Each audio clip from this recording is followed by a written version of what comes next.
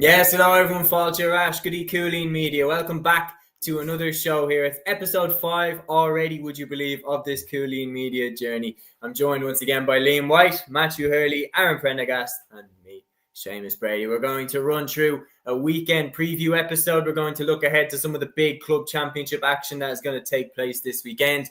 And we're also going to have a look back at some of the big GAA news which hit the world of Gaelic games since our last episode last Sunday. So lads, how are we keeping? Liam, I'm going to come to you first.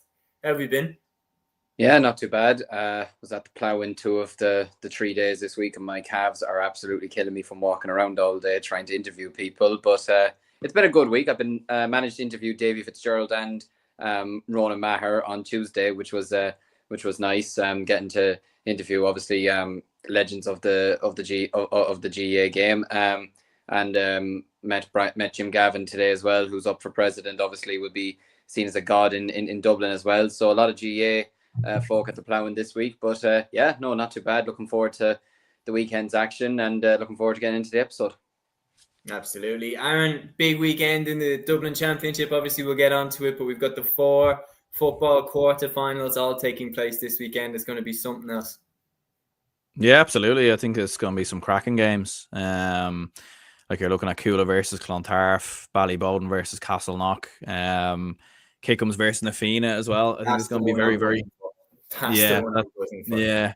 Like I feel like the other 3 you could kind of look towards. Yeah, I think Crokes will be too strong for Lucan. I think Cúilín will probably be too strong for Clontarf. And look, I know we won't get too much into it now. I know we'll come to it, but yeah, no, looking forward to the games. And there's a lot of good games on this weekend. Like there's a lot of games kind of heating up across some of the various different championships. So yeah, no, looking forward to discussing it with all you lads on the show.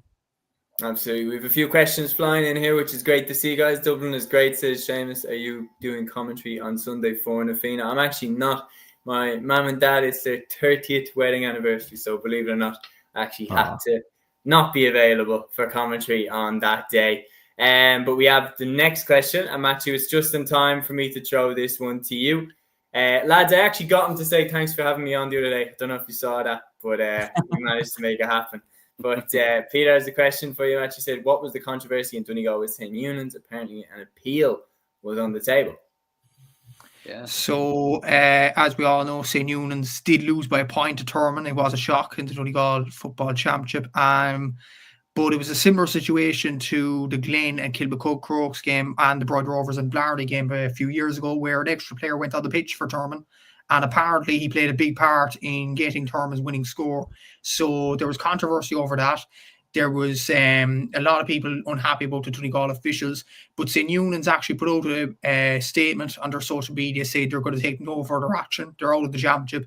Thurman won it fair and square. It was a shock result. I'd leave it at that, but they were disappointed with the officials on their performance on the day. But I suppose like we wanted the shock to happen, so we were kind of thinking, oh crap! Like if this goes to a replay, Thurman are going to lose here.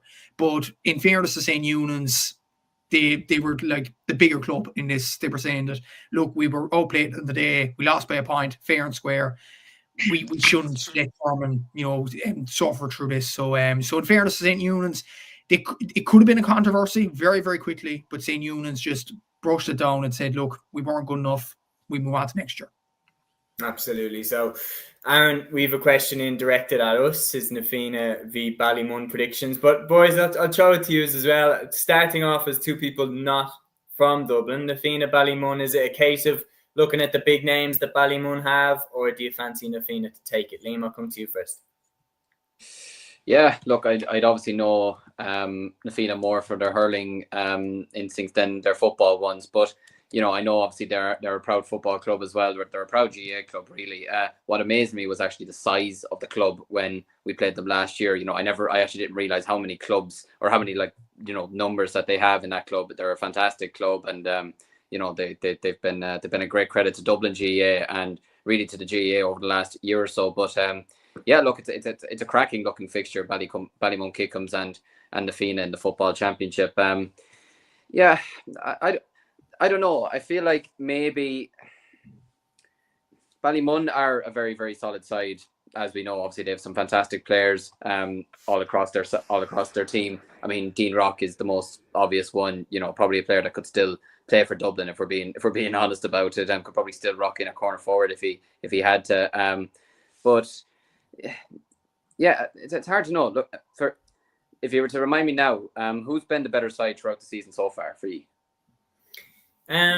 There's no question about it. Na Fianna blown hot and cold. They've been really, you know, they started off the championship terribly. They got annihilated by Ballybowden 4-23 to 3-9. They lost to Bowden in round 1. Then they hockeyed Vincent's the next day out. I think it was 5-18 to 19 points.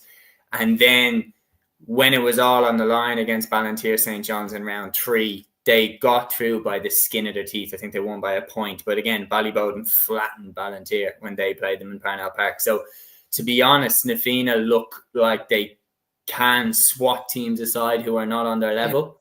But I don't see them winning the championship this season right now. I think that they are definitely the favourites in the hurling. But in the football, I don't think they're quite there. Whereas Ballymun as well, like they topped the group, yes, but they did struggle to do it, and they haven't looked like the Ballymun of old. And to be honest, I think whoever wins this, I don't think gets to the final. I think if they come up against Cúilín or Crokes in their semi-final, I think if they play Ballybowden, I think they have a chance, because Bowden have a tendency to flatter to deceive. Yeah, they have a tendency to flatter to deceive over the last 2 or 3 years. But that being said, Ballymun won it in 2020 with a lot of the squad that are still there now. But it's going to be really, really interesting to see, because there's a lot of new faces in that Ballymun team, but the key players are still the ones that have always been the key players. Dean Rock, James McCarthy, Paddy Small, John Small. They've always been the key players, and they are still the key players. Isn't Comerford in goals as well for them? Comerford is in goal for them, yeah. They have some, there's no question about it. They have a seriously talented team. It's just a question of, if they couldn't do it over the last 3 or 4 years, why all of a sudden can they do it now? And I don't think that they've added enough in terms of the new players coming through that can tell me that they can beat Cúilín or beat Crokes. Or Bowden, to be honest, right now. Bowden's key players, Aaron, I'm sure you back this up, Bowden's key players this season, it's Dara Sweeney, it's Ryan O'Dwyer, it's new lads. It's not like you'd be looking from the outside thinking, oh, surely Colin Basquel is running the show. I mean, yeah, he's doing well, but Ryan Basquel isn't even starting these days. He's coming in off the bench. It's Ryan O'Dwyer, it's Dara Sweeney that are tearing it up in the forward line. Bowden constantly have new players coming in. And then on top of that, they have Keane Darcy from Galway around the middle, and he is ripping it up. He is dominating midfield in every game that he plays. So it's going to be a serious clash. I will get to the predictions later, lads. We'll get to the predictions later, because we've a lot to get through. But yeah, a lot to get through. Liam, there is a directed question to you, so I'll give this and then we'll move on to the rest of the news. He says, Liam, what was the story with Durrow giving a walk over to Road in the Offaly Football Championship and many of the Durrow lads hurling with Ballynamere? Yeah, so Ballynamere and Durrow, they're separate clubs, but they're the same club, if you get what I mean. So like the likes of your Kieran Burks, your Dan Burks, your Brian Dignans, Ross and Dan Ravenhill, all them who would all hurl with Offaly, they play their football with Durrow. And so Durrow, look, without trying to be controversial, Durrow wouldn't be seen as one of the strong teams in football. They'd be seen as like a team that maybe kind of like, well, I wouldn't say like Kickham's now, that'd be a bit disrespectful to Kick. Actually, that's very disrespectful to Ballymun Kickham's. But the way you just described it is like hot and cold. Like Durrow could be a team that they could maybe on their day pull off maybe a shock result, but they don't have the quality or enough quality to pull off kind of wins like that. Whereas Ballynamere were at the start of the season seen as one of the favourites for the Offaly Senior Hurling Championship. And so going into the game against Road, they were out. They had nothing really to play for. But their hurlers are playing us, Kilcormac on Saturday. And so they decided, a lot of the hurlers, that they didn't want to play the football last weekend in a dead rubber in case they were to get injured, because like at the end of the day, their match against us is far, far more important than their football match against Road was. So they made the decision. They only had 13 players in total to line out. And I think at the start, I wasn't the biggest fan of this. I was thinking you can't just be, throwing a game, especially at the highest, level in your own respective club championship. You can't just be throwing a game and people saying it puts the championship in jeopardy or the credibility of it. But the more you think about it, if they had played that game, they would have had to probably pull a load of junior players to go play that game, in which they would have probably gotten hockeyed anyway. And then you're thinking, right, if you then throw those players into senior, they now are registered as senior players even for next season, and they probably can't go back, some of them, and play junior, which is just going to cause a lot of reefs in the club and a lot of reefs within the parish and everything like that. And then on top of that, had any of their hurlers got injured, like say if Dan Burke got injured in the match against Road, I can tell you there would have been absolute uproar in the club, over not being able to play against us. So I think in a way it probably was a wise decision to maybe not play the game. It doesn't do Road any favours in the football going forward.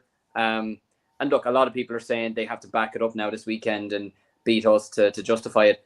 I think they just need to beat us anyway, regardless of what happened last weekend, just to justify anything. I don't think last weekend's actions have anything to do with even this weekend's game. In a way, I think it's a completely separate issue. But yeah, no, look, it was I think at the start I wasn't the biggest fan. I'm probably still not the biggest fan of just turning the game. But at the same time, when you do look deeper down, I think you could probably understand why they did it and why they've said instead we'll just take the fine. Yeah, no, I think it does kind of make sense when you explain it like that. But nobody likes to see walkovers. They are an unfortunate thing that can happen in the game still. We're going to move through the news of the week since we last spoke on Sunday. Matthew, I am going to give you this story. Henry Shefflin becomes the Kilkenny under-20 hurling manager. Are we seeing potentially some foreshadowing here? Is this potentially Kilkenny's future senior hurling manager, or are we running too far ahead with this?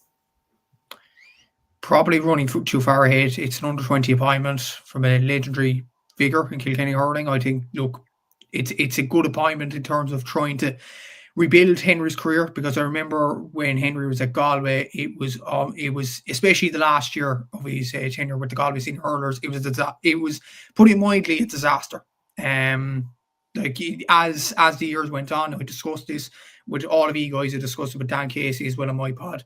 As the years went on with Galway, it just got worse and worse with Henry Shefflin. That kind of questioned him as a high-level manager. He's now with Ballyhale Shamrocks, who beat Erin's Own recently, obviously, as we mentioned in this pod, 132 to 28 or whatever that score was. So he is rebuilding his career, thankfully from his point of view. And I think the under-20 job in Kilkenny, look, it's a good move forward. I don't think he was able to take the senior job in Kilkenny. I know a lot of people would have wanted Derek Ling out after, Kilkenny didn't do well this year, got to the All-Ireland semi-final, didn't do much afterwards.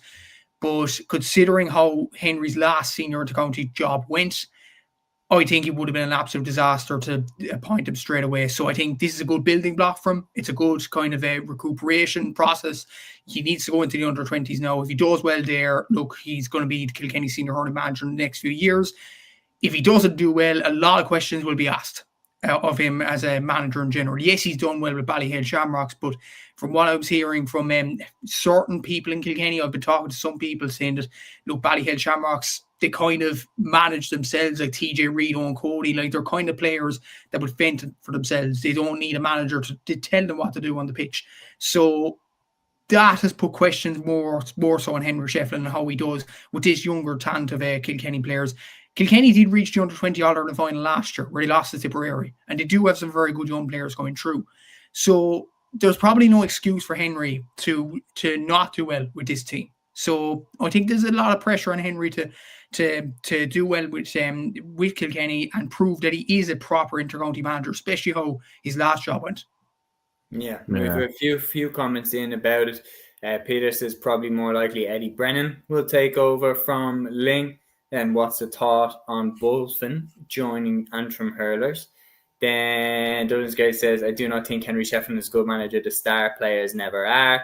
And then Peter says, Richie O'Neill was in Galway with Henry. He's in with him for the 20s. And also agree with Matthew, Shamrocks effectively managed themselves.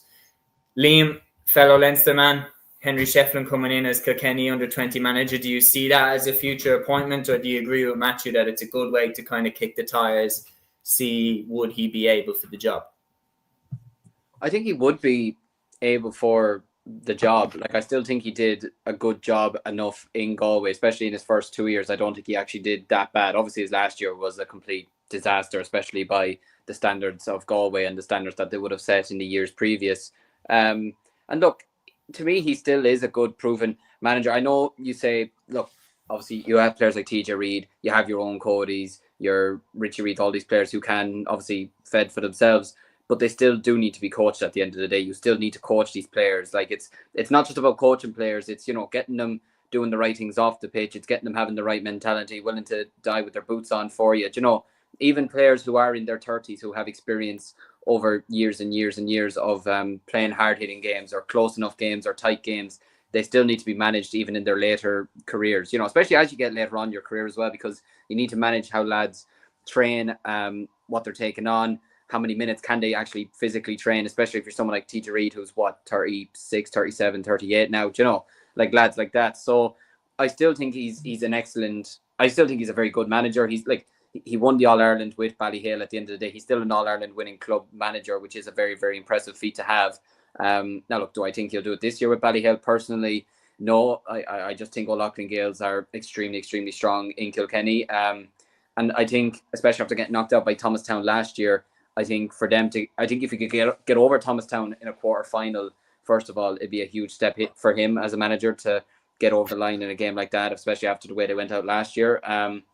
But yeah, look, I do agree with Matthew, though. I think it's a good move for him to go in as under-20 Kilkenny manager. I think he was going to become a Kilkenny manager of some kind at some stage. It was just a matter of when rather than if. With the whole thing about would he have been suited to go in after Derek Ling, I do agree with Matthew, probably not right now. I still think Ling can do a good job with Kilkenny. I still think he is someone who I think can actually lead Kilkenny to an All-Ireland title.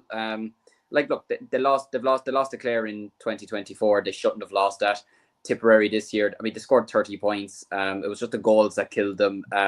Obviously, and look, there's no point making an excuse about the scoreboard in Croke Park like that. They still lost the game. They still went for goal anyway. So, but still, they only lost to the All-Ireland winners by 2 points. And they were in the All-Ireland final in 23. So they're really not that far off. I don't think Ling has done as bad a job as people make it out to be.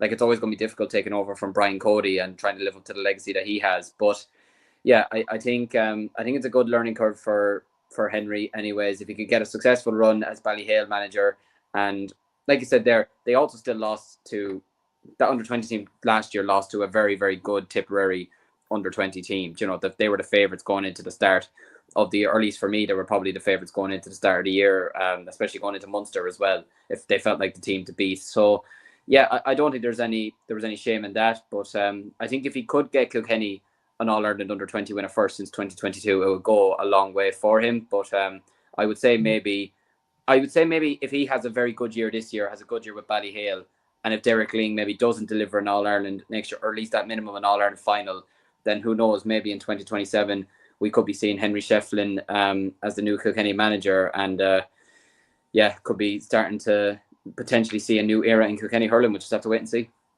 No, we certainly will. I think when you look at it, when you were mentioning there about people underrating the job that Derek Ling has done, I mean, he has, in my opinion, the team now that he has aren't as good as that team that Brian Cody managed in the All-Ireland final against Limerick in 2022, where they scored 226 and pushed that Limerick team all the way.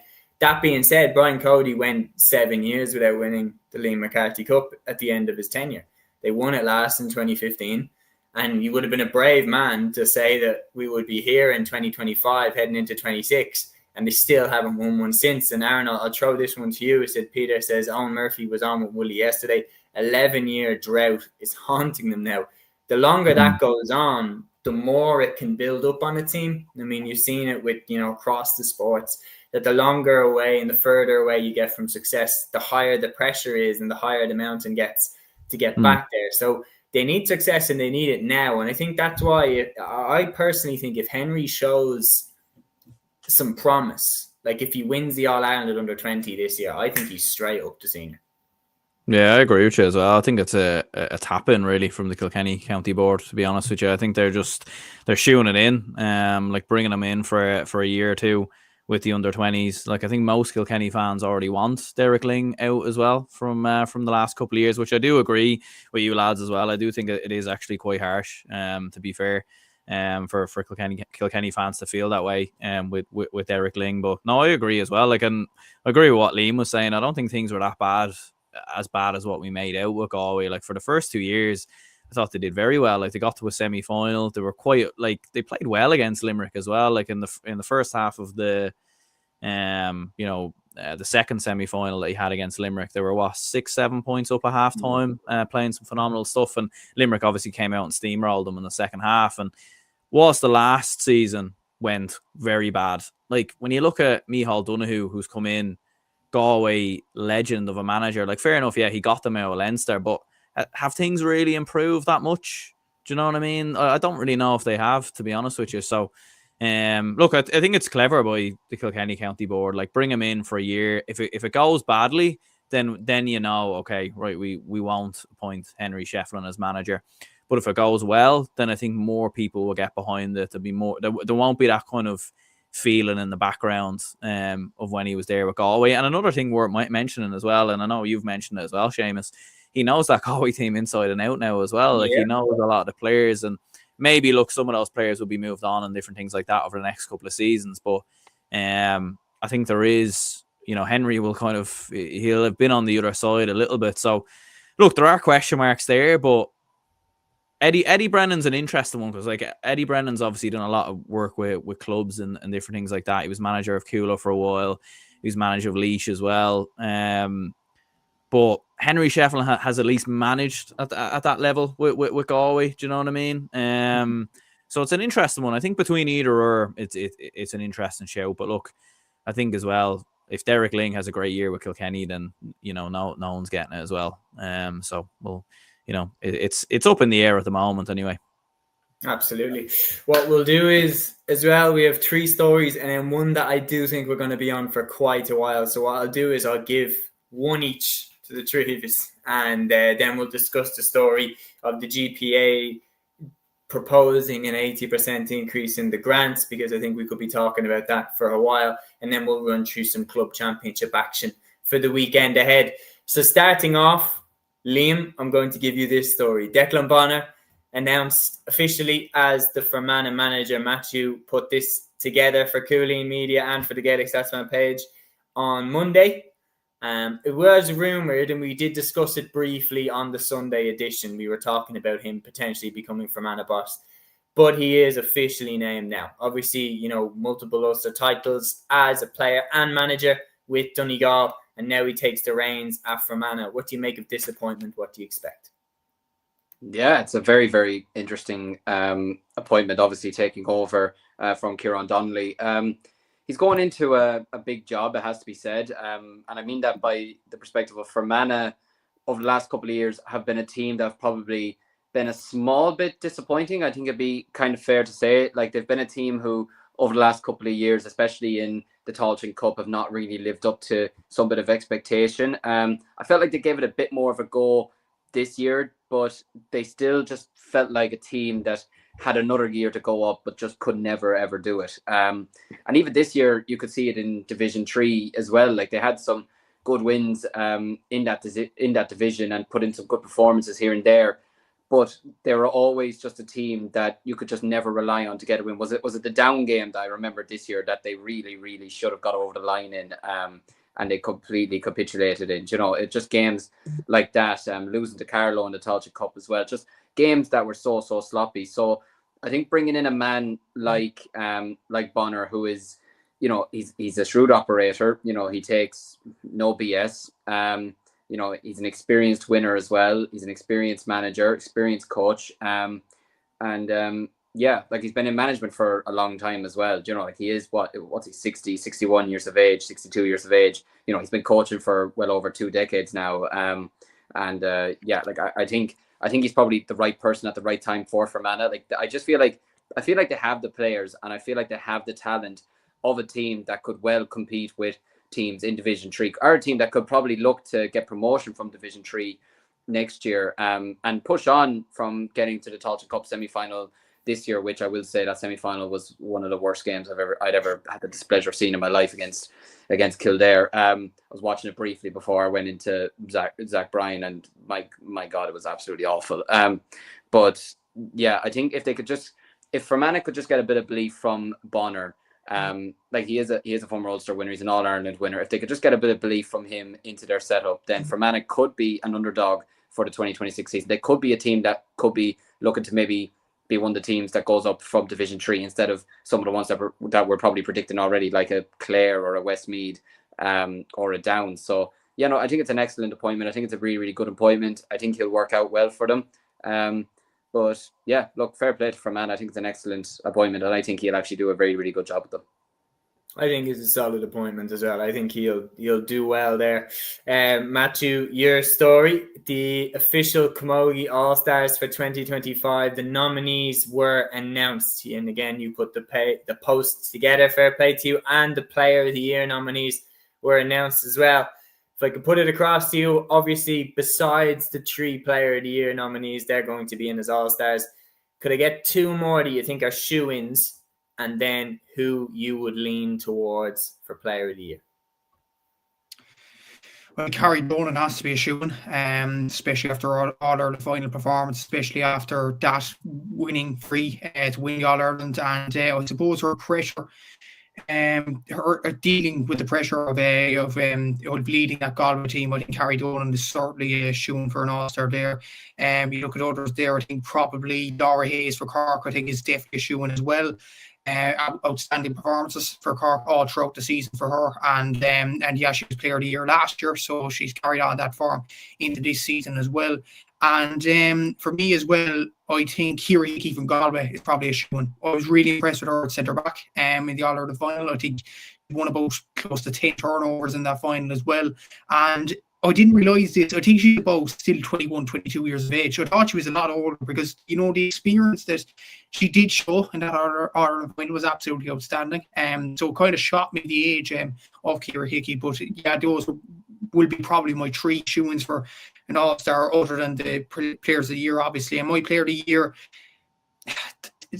the thing is, it's such a difficult one to call. I think it's between 2. I think it's between Aoife Donoghue and Saoirse McCarthy. Aoife Donoghue performed well in the All-Ireland final, outstanding player, and probably got his best player this year. I will say that unbelievably, and that's probably not an unpopular opinion. But Saoirse, someone mentioned to me during the week, this is her 3rd year in a row to get nominated for Player of the Year. She didn't win it the first 2 years.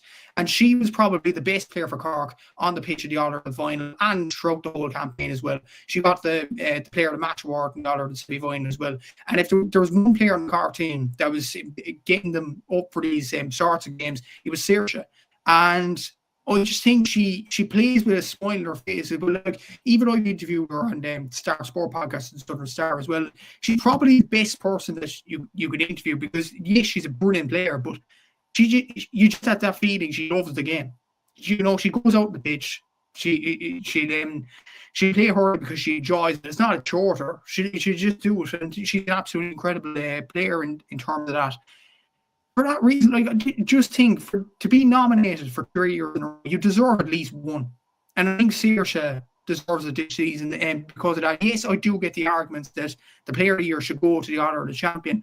And initially, I did have Aoife Donoghue with my Player of the Year. But the more I think about it, the more I'm thinking Saoirse absolutely deserves it. So, for my opinion anyway, I don't know what you think, but I think Saoirse McCarthy deserves Player of the Year this year.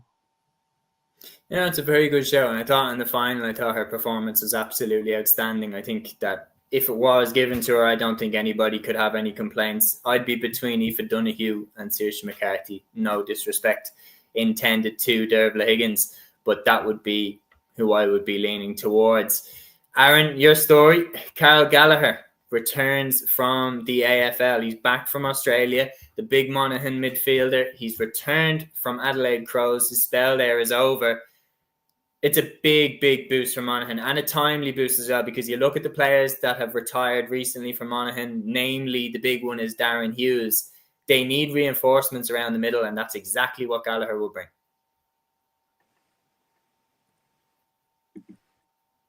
You're on mute. Oops. There we go. So there always has to be one of us that gets caught with that. Yeah. I guess with me this time. But yeah, what I was saying anyway was they've obviously lost a lot of players over the last couple of seasons in and around the middle with the likes of Kieran and Darren Hughes and different players like that through retirements and obviously players getting on. So it's huge, absolutely huge for Monaghan to get an extra player in there. And I don't think they were a million miles off last season. I thought they had a very good year, promoted obviously from Division 2. People forget they were 6-7 points up versus Donegal at half time, and obviously kind of fell apart in the second half. But 7.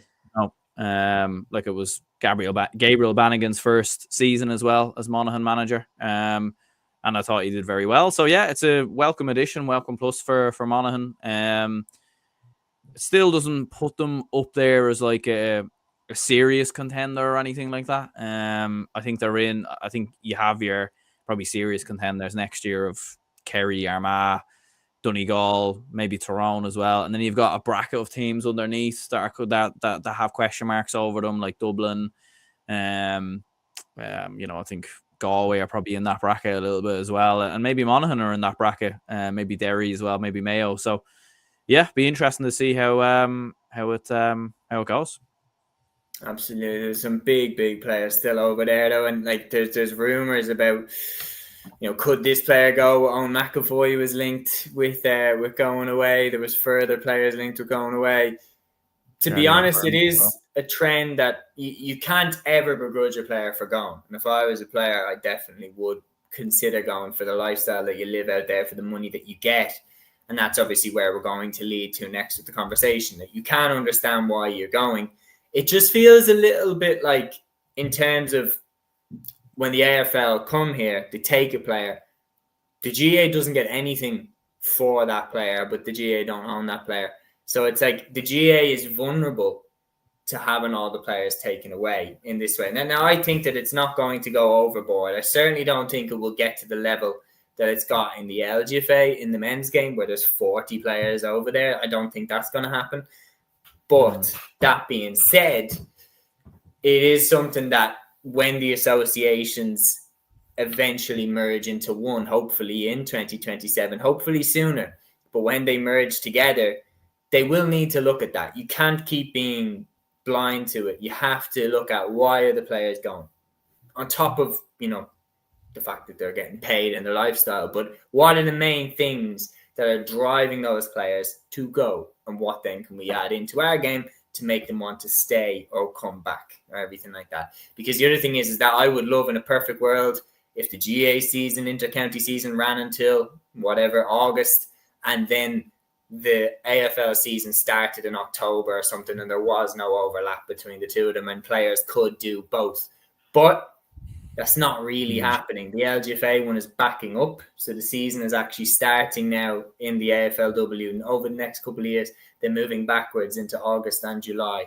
So they're eventually going to cross over with the All-Ireland final itself. Avian Cleary was on a plane to Australia the day after playing in the All-Ireland final with special permission from the club to be there. So, I don't know, worrying trend. One thing I will add, unpopular opinion, I don't think that would be an idealistic scenario, Seamus, where there's no overlap. And simply because there is an argument to say, if a player like Carr, well, he probably didn't play much with the Adelaide Crows if he did get released at the end of it. But for a player that is actively over in AFL and he then comes back and plays football with amateur athletes, don't you think that's a bit dangerous if there's a serious injury? Like if a player gets knocked out. Because they would have been training, high intensity, professional level over the last few months or so. Like an example down here in Cork, you all know Mark Keane, obviously the goal against Kerry and stuff like that. He's coming back to play in the 4th-tier Cork football for his club in the next few weeks against Island. It's Mitchelstown against Island Rovers, and he's coming back to play for the Mitchelstown team. Isn't that a bit unfair for him to be drafted in for a knockout game against?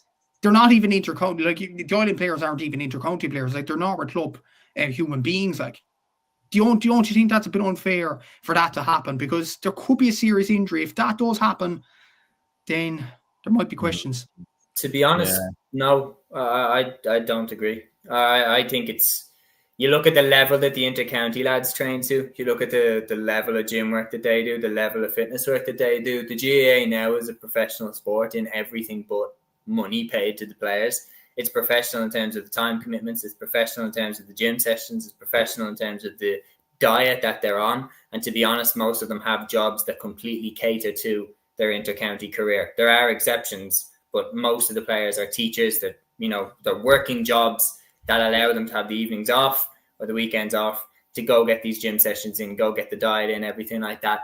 And the reality is, I know firsthand playing in my club, the lads that went away and played with Dublin, when they came back, it was night and fucking day. All of a sudden, they were so much bigger, so much stronger than they were before because they were on the inter-county training plan, inter-county diet, everything like that.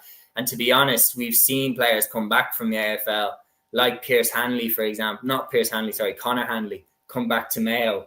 And he was actually very rusty because he'd been playing Australian rules football for a long time and his skills weren't at it. Mark Keane, I know he made a big impact off the bench, but Cork elected not to start him in that year where it wasn't a fabulous Cork team, yet they didn't start him. And I think actually you look at Ballymun Kickham's, when Ballymun Kickham's were playing the league and then for the championship, they get James McCarthy back, John Small back, these lads back. I actually think that's more of a shot in the arm than getting an AFL player back. I think if you ask any club around the country, would you rather get an inter-county footballer back for Champo, or would you rather get an AFL player back for Champo? I think the majority of GAA clubs will go with an inter-county player. So I do get it. There's no question AFL is more physical. It's harder hitting. It's tougher because, you can rugby tackle someone. But the reality, I think, as well is I think it's more of an advantage having inter-county players come back. Yeah, I think it depends on the player as well. Depends on the player. Depends on their preference as well. Yeah, I would agree as well, like with that point that like it is a professional sport at this point, basically without paying the players, like, and the training. Like I've seen it myself, being even with just the under-20s with Offaly this year. Like the training that they're doing, the county players are doing nowadays is actually frightening, to be honest with you. And the size of these guys and the fitness of these guys, like it's actually off the charts. The commitment that they give, what they're benching and what their body fat is and everything like that. It's all down to a T. Their diet is like it's everything to them. But that's just add on a point. There's a reason that the GAA players go to Australia and take to it like a duck to water, because they're already living that lifestyle of training, eating, sleeping like a pro. But even seeing, I know it's completely kind of different issue and it probably doesn't make much sense to it, but even seeing, remember when they did the toughest trade? Yeah. Like seeing like Aidan O'Shea was being told by those NFL guys at the combine that like if he had just grown up playing a bit more NFL, he'd slot right in.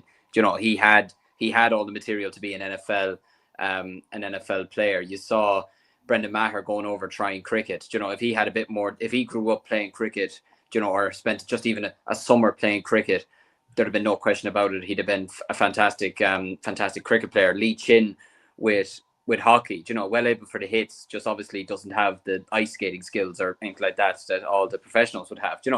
Like these lads would take to many other sports. Who was it from Crossmaglen Rangers went over and played soccer for Sunderland? Swapped with David Bendy. I can't remember off the top of my head at the moment. But like went over, and again, if he'd have just grown up playing a bit more soccer, then again he'd have been excellent. So a lot of these intercounty players now, or a lot of even your average club GA player now, could go into other sports, like you mentioned there, like a duck to water. But it's an interesting enough argument though. No, it certainly is. And look, it's one again where there is no right answer or wrong answer. That situation is entirely just based off opinions. But this one is very opinionated. And I've seen it drew up an article for Sports Joe this morning. And there is a lot of people getting their opinions in on this. So the GPA are set to, well, demand is maybe a little, I'm just going to change this word, set, because I said demand, and demand is a little bit strong. But the GPA is set to request an 80% increase on player covering. So that's by government grant.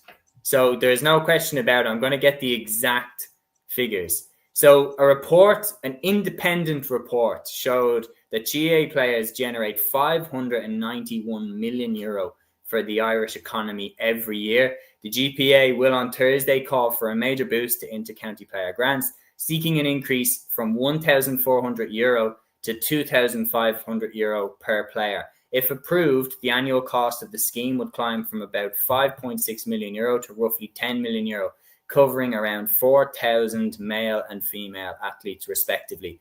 Lads, this one has split opinions, and it will continue to split opinions because at our core, we love the fact that it's an amateur game.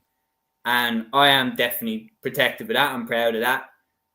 It just feels like as I said there, it's pro now and everything but pay. And when you're bringing in then, when the GA were talking about manager pay, the next question is player pay. Once you're bringing in that managers are getting paid, and if people start seeing the figures that managers might be making, say if a manager is making 100 grand a year, 150 grand a year, Aaron, I'll go to you first with this one. Just your take on that initially, how your feelings are and what your thoughts are on it. Yeah, I think I'm mostly for it, to be honest. I mostly agree with it. Mainly because of the fact that, like, especially with the cost of living and expenses and everything else, like there is so much that players have to pay for now. And there is so much, like, especially when you're seeing lads like commuting all the time as well. Like I think people forget how many county players live in Dublin and then have to commute to counties like Offaly or Laois and Westmeath for training, Cavan even as well. Like a lot of players have to do it, and there's so much expenses they get racked up across the board. Like obviously there's been a huge demand, like growth in the sport as well. So like there's more to cater for.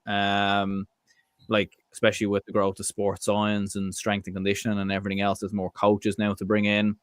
I think it's one of them things where it has to be used the right way. I think that's the worry. Like that is the concern, is that you get this grant and then it just doesn't get used the right way. I think people are probably a little bit worried that they see the GAA maybe, happy days, like the GAA are getting all this money, but they already get loads of money. They like they already earn loads of money. So like, why are they now asking for more? Like it's a multi-million organization that doesn't necessarily probably need this grant. They could probably pay for a lot of this themselves. But look, I think the main point is if it gets the players what they need, whatever way it's come from, if it's a grant or if it's from the GA themselves, then I'd agree with it there. And I do think, like it probably is getting that way where it might become a paid sport eventually. Like it does feel like it's getting that way. You have underhand payments from managers. There's been lots of things before with clubs as well and players there and different things like that, stories, rumors that have gone on behind the scenes. So I think it's one of them where it has to be used right. But yeah, like especially when you're looking at players losing out on $3.5 grand in potential overtime, like I mean that's crazy amount of money. Like, and I think as well, like you do forget all these lads do have full-time jobs as well. And then you're being asked to train 2-3 times a week. And I just think, it would keep players, we want to keep the best players in the game as well. We don't want to be losing them. We were speaking about losing them to the AFL and other organizations. We want to try and keep our players. Or we want to try and keep the sport as competitive as possible. We don't want players opting out and things like that. So, yeah, look, in terms of how it's going to work, I don't really know. I don't know the ins and outs of that, but I think my initial take would be for it. Yeah, it's very, very interesting because I do agree with Jan. I think it's a slippery slope in terms of but it feels like there's a wave behind this because of how professional the game is getting. When you look at the management teams, it's crazy. Like just being at a big day in Croke Park or being there and you're working media or something. I know all four of us have been at big GA events and you're working and you're interviewing people after the game and you just remember to yourself, like everyone that you look at in that stadium, every single person that you look at staff wise is getting paid except the players. Like the people who are working in the canteen, the people who are working behind the shops, in the bars, like they're all getting paid. Every single member of that background team, especially at the inter-county, like the top inter-county level, they're all getting paid. Maybe the volunteer, maybe a kitman's a volunteer, maybe here or there, but like the physios are all getting paid handsomely. The only ones not getting paid are the players. And that's always been something that we've guarded. It's always been something that we've protected. But when managers start getting paid, Matthew, is that almost like a dangerous match that, like, once that's lit, it's like, okay, gloves are off now type thing? It's a very good point you mentioned there about like journalists are getting paid and the staff around Croke Park are getting paid, stewards, everyone's getting paid except the players. And yeah, that does really hit home. And the figures that GP are putting out, like losing that amount of money, it's absolutely mind-boggling in a way.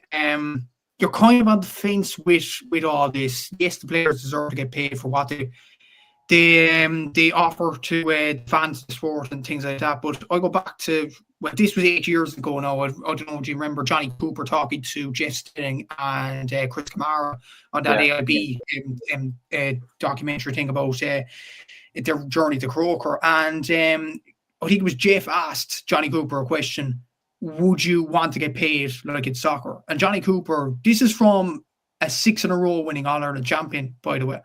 He said that it would ruin the sport, basically. Now, I don't think we go down the rabbit hole of soccer straight away, because you've seen how the players behaved in the transfer window, in particular in soccer. It was a disgrace. But if it goes to the level of, let's say, not a sport like soccer, but like rugby, I think that would be fair enough. I think, look, the Six Nations players are getting paid. It's a brilliant competition and all that. If GA players are getting the same amount as the rugby players there at that level, I think that's fair enough.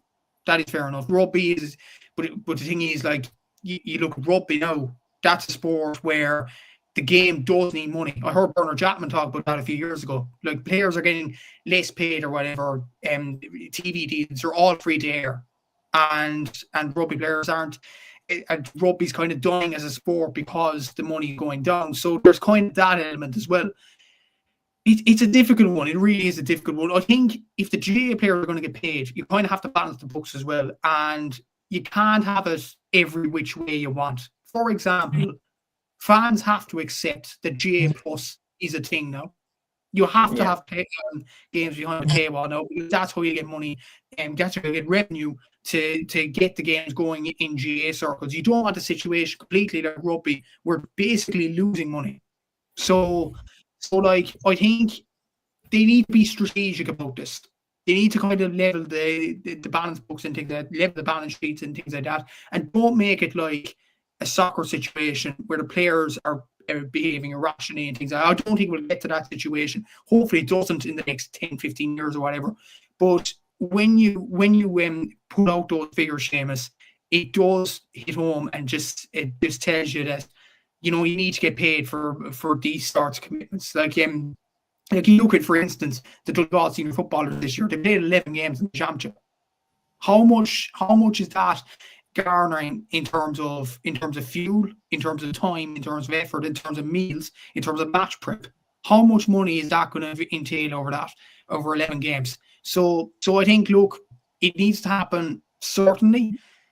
But then again, as I said before, look, the GA fans and GA personnel, I think they need to be kind of strategic about this and plan it in a certain way. You can't just pay the players willy-nilly straight away without any thought to it.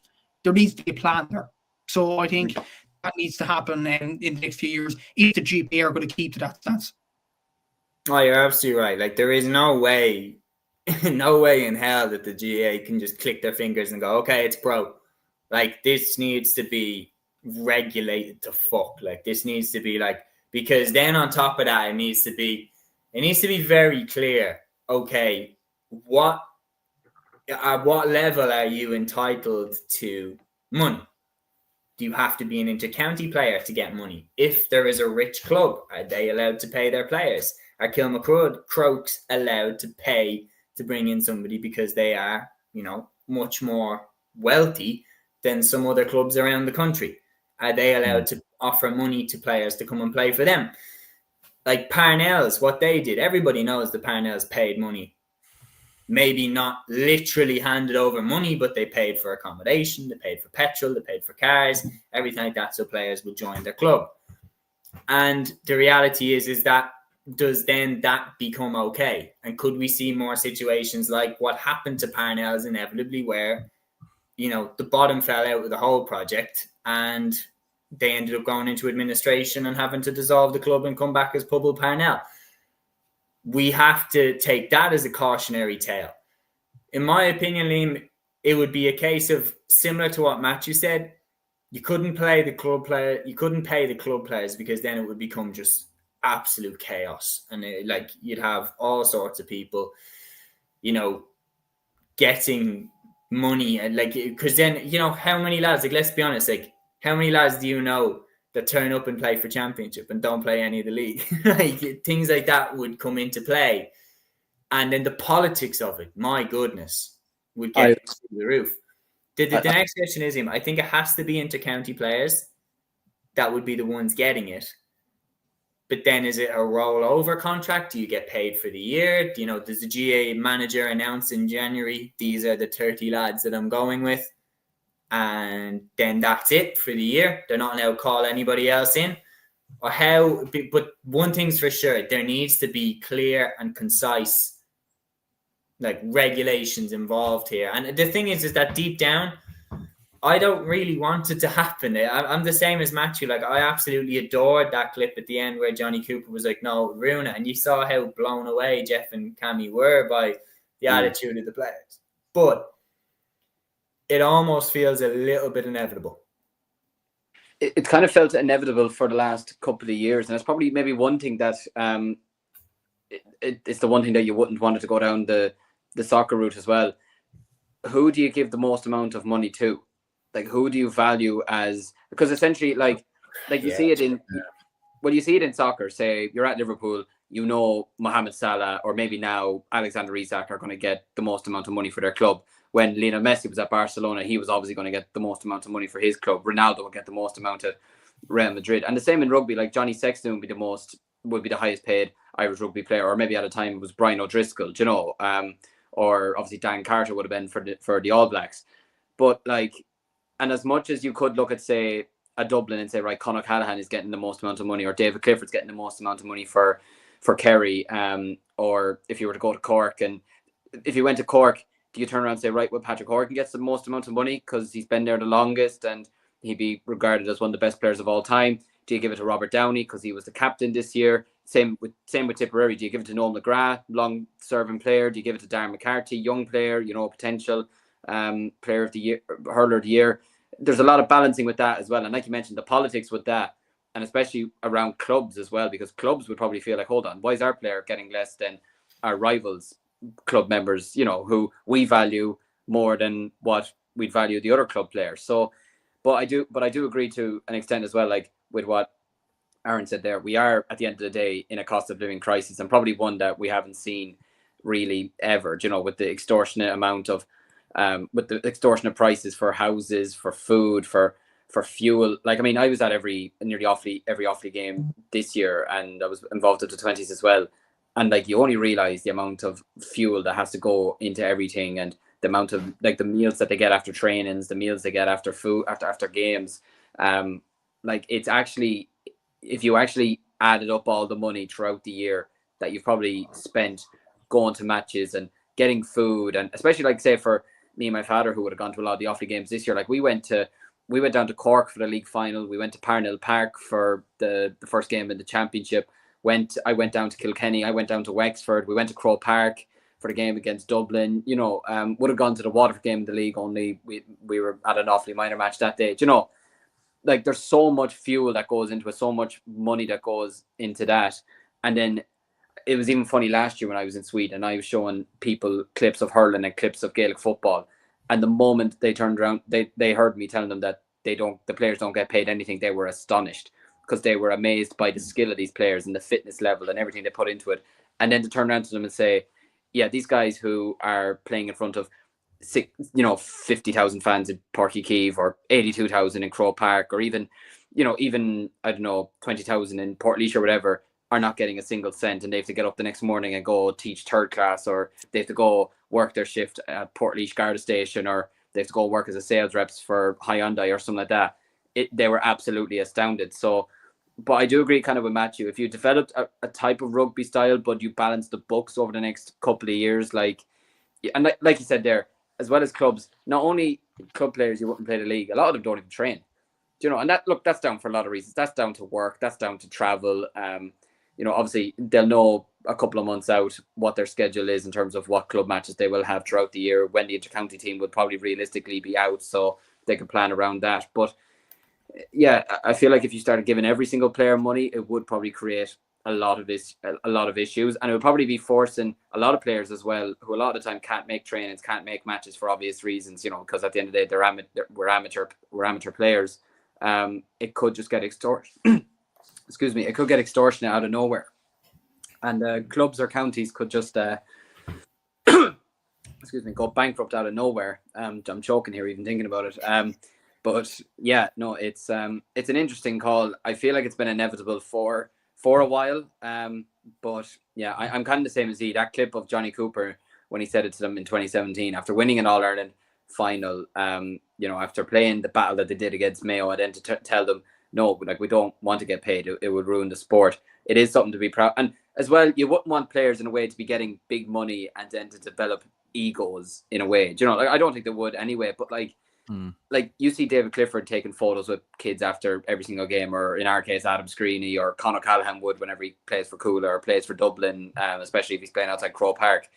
Like, for them to then maybe start getting a lot of money into their bank account, could that kind of diminish it in a way? Could they be seen as more celebrities in a way, which I wouldn't want, to be honest with you? I think it's really interesting. I think my main grudge with the status quo, I adore the system the way that the way that it has been, I would say. I think right up until, because what happened was that over the last 10 years, what we've seen an explosion of the amount of money in the game. Sky Sports came in, started paying for the games. GA Go followed on.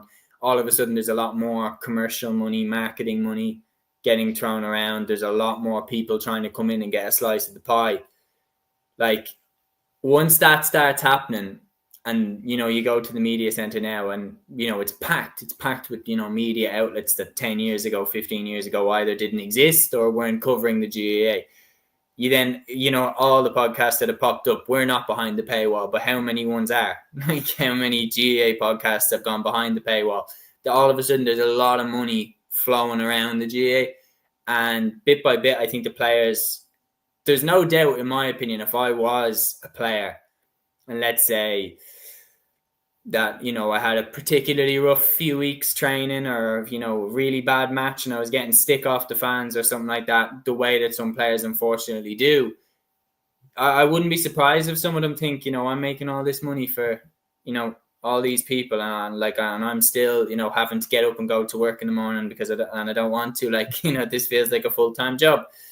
And especially, this is what really pisses me off with the way that it is right now, is you see like a legend like Lauren McGee, who is literally Dublin icon, won how many All-Irelands and been a key part of them. She does her cruciate and she has to dip into her own pocket to pay for the surgery. That's bullshit.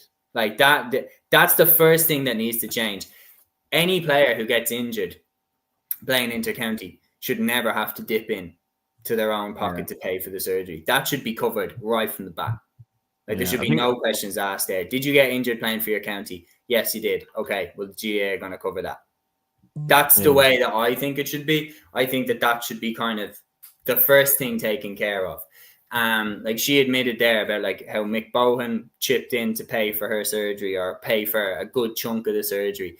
That isn't good enough, in my opinion. That isn't good enough. But the reality is that what you said is, and look, Peter nearly beat me to the punch there. Like, the reality is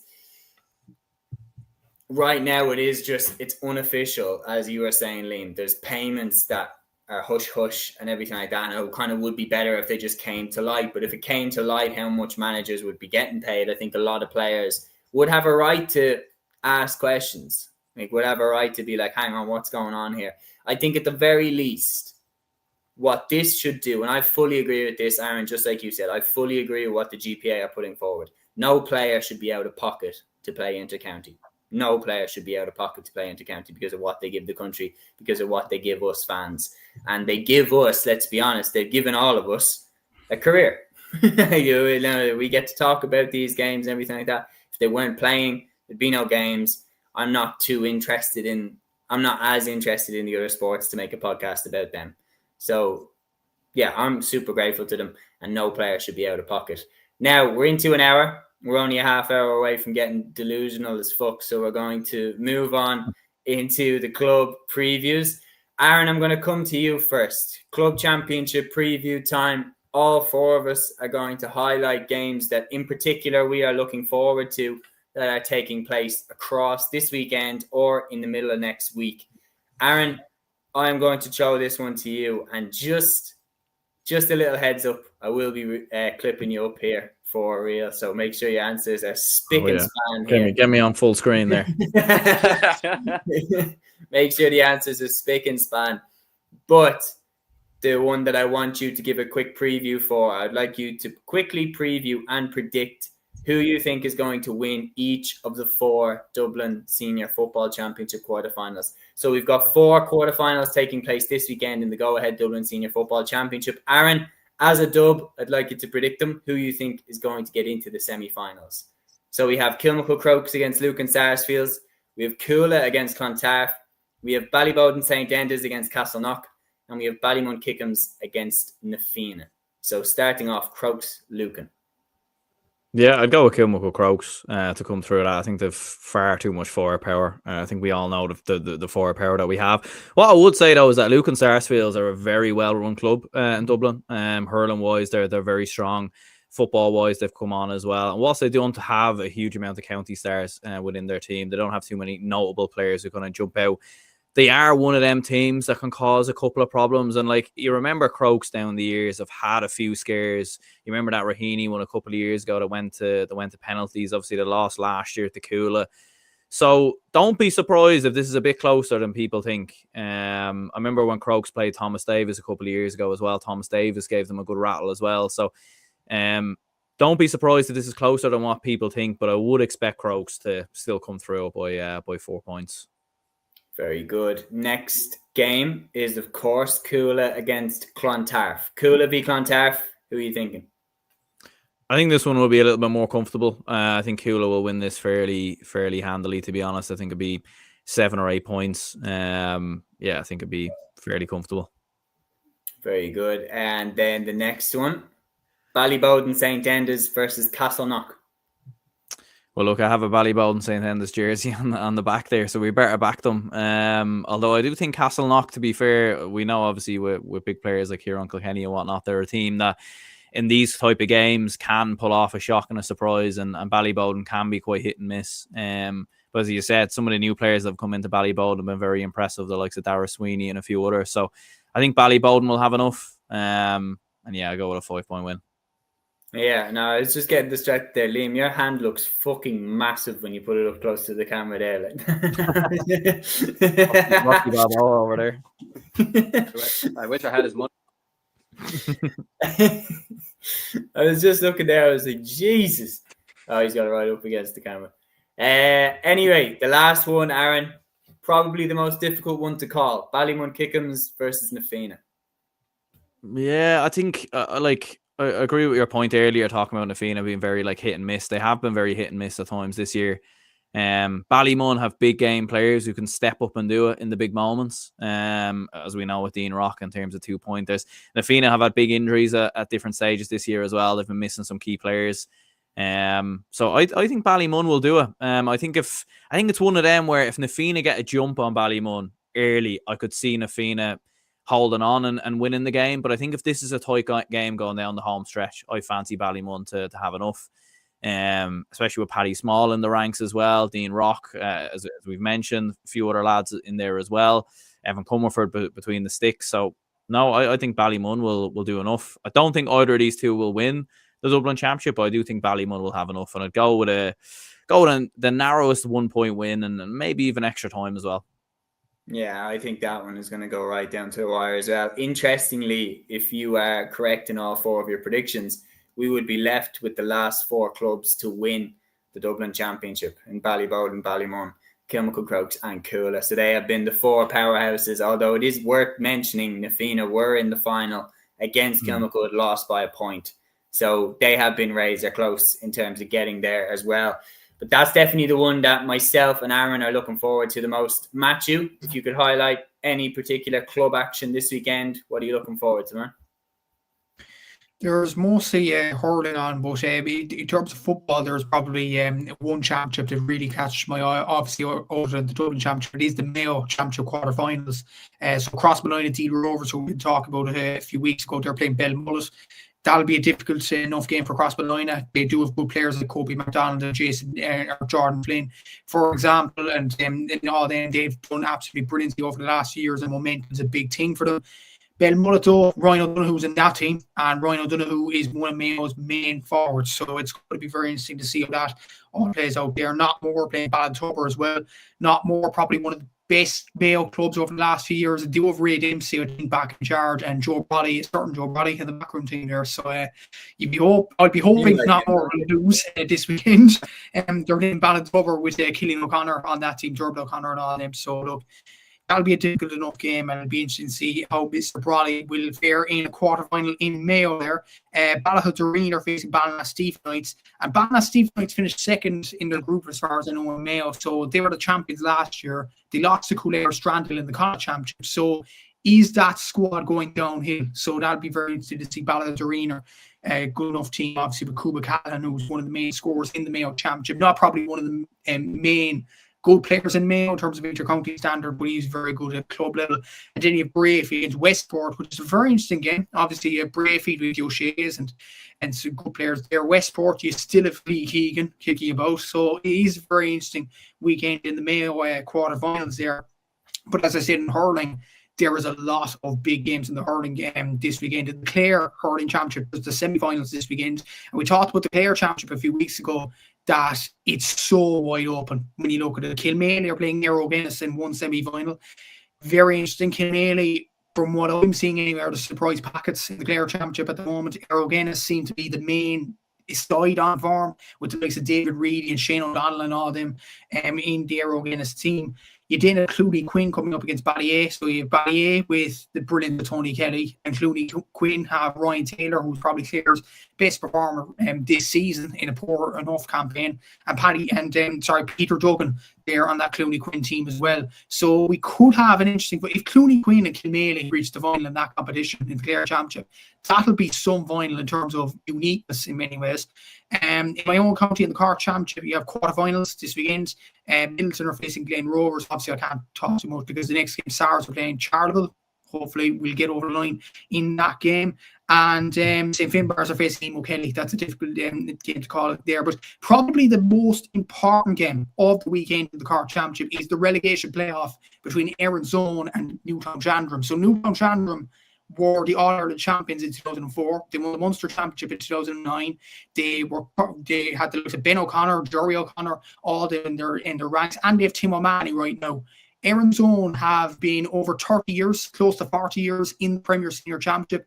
So one of the traditional clubs is going to go in the Cork Premier Senior Hurling Championship, which should be very interesting to see in terms of that. In the Limerick Championship, I think it's the quarterfinals this weekend. Yes, the quarterfinals there. So Ballybrown are facing Adair, Kilmallock are facing Monaghan. And I think that's it. Yeah, Ballybrown are facing Adair. That's a difficult enough game to call. Aidan O'Connor is on form there for Ballybrown. Adair have some good players in there as well. Kilmallock did lose heavily last weekend to Ballybrown. So how will they react in this quarterfinal to Monaghan, who were an intermediate All-Ireland a few seasons back? You have the temporary preliminary quarterfinals as well. Jacob Brackett against Tumavara. Talked about Tumavara a few weeks ago. Dar McCarthy, what a player he is. Glenouty Rossmore playing Drummond Inch. You have Kildangan against Kilron McDonough's in that preliminary quarterfinal as well. So a lot of interesting games in the championships there. But I think the Clare Hurling Championship, considering it's so wide open, it's going to be very interesting to see the semi-finals in that competition this weekend. Oh, certainly. There's a few there that are sent up to be crackers. I think Ballybrown are kind of going under the radar, and Limerick, there's some really, really good players. Colin Coughlin's with them as well, isn't he? I believe. I think so, yeah. Yeah, no, he always stood out to me. I remember looking at him and being like, if you played in any other team in any other era, you would be starting every single game. But he was in that Limerick half-back line with Diarmaid Byrnes, Declan Hannon and Kyle Hayes. So, I mean, it's going to be very difficult to get game time there. Liam, any game in particular are you looking forward to? Well, to even stick with the Cork Championship, I think Middleton and Glen Rovers it has the makings of a very, very interesting contest. Obviously, Middleton beaten in the last 2 seasons by Sarsfield's winners in 2021, a team with some very, very good talent in there, Breon Saunderson, Conor Lehane, Tommy O'Connell, etc., going up against Glen Rovers, who have the likes of Patrick Horgan, the 2 Downies, Micheál Mullins, who I think is an exceptional player. I really, really like the look of him. I was kind of surprised he maybe didn't get more minutes with Cork this year, but maybe he will over the next couple of years, or I hope he does, because I think he's an exceptional talent. But yeah, it's probably one of the most difficult games to probably predict over the weekend.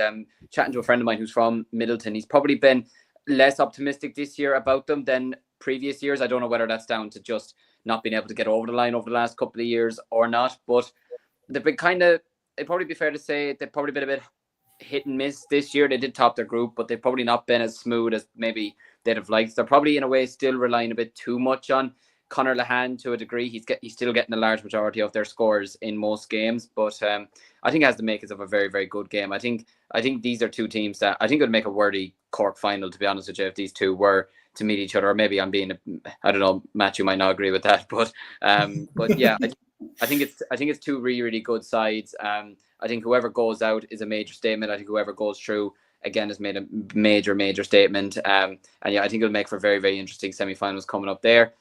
Boyle and Pádraig Pearses in the Roscommon Football Championship. I think more just for the sake that I hope Pádraig Pearses go through. I hope they don't go out at this stage. And my prediction goes to shit. But no, I think I'm praying to God that they go through. Although when you do look at the players that Boyle do have, obviously the Smiths, they've had Luke McGrath over the years, Mark O'Connor, so that'll be a very, very interesting contest. And then, yeah, the big game I'm looking at this week, I think Kildangan, Kilrowan, McDonald's might be an interesting enough game as well, considering Kildangan have been one of the top teams in Tip over the last 10 years, but just haven't been hitting the highs this year really at all, to be honest. They got big beaten against Toomey Vara in Group 1, in their group game, lost out to Holy Cross, Ballycahill as well. So, but it might still be an interesting enough battle there. And of course, the game I'm looking at this weekend, which could determine my happiness for the next year, is Kilcormac Cloughey and Ballymere in the Offaly Senior Championship Quarter Final. If we lose that, I'm handing in my resignation to Cúilín Media. You'll never ever see me again.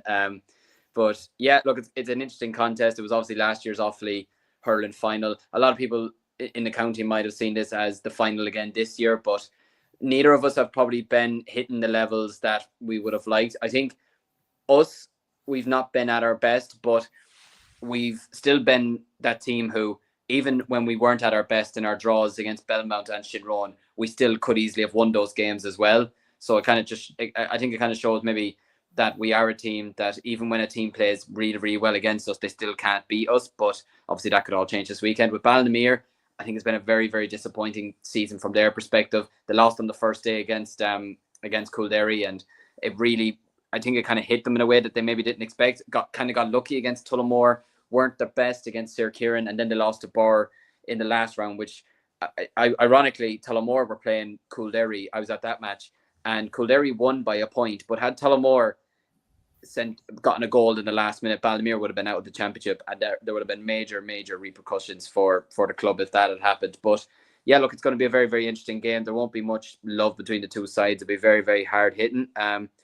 KK Ballymere on Club. Yeah, it's on Clubber this weekend. It's on 5:00 on Saturday evening. And I will be going to church Saturday morning praying to God that we go through the championship. Like, you think I'm joking? I'm not. No, I'm rooting for you as well. I picked Kilcormac to win Leinster. I don't give a fuck about you, but I just don't want to be.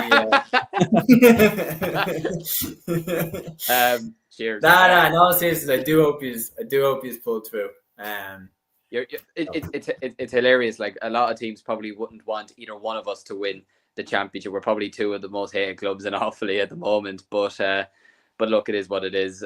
Look, if we get through, I hope to God we do get through this weekend. And I still think we will, because I still think we have a better squad than Ballinamere. But it's the only thing kind of about the two of us this year that a lot of people in around Offaly have been saying as well.